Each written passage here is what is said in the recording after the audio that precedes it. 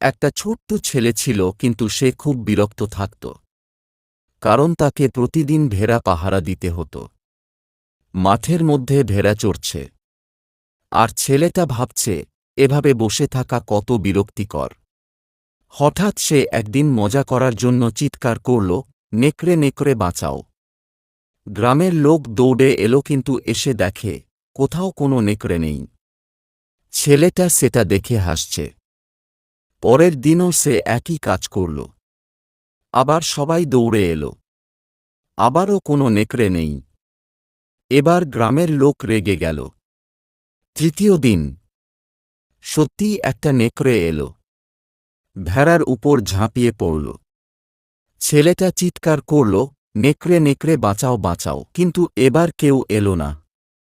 কারণ সবাই ভাবল সে আবার মিথ্যে বলেছে।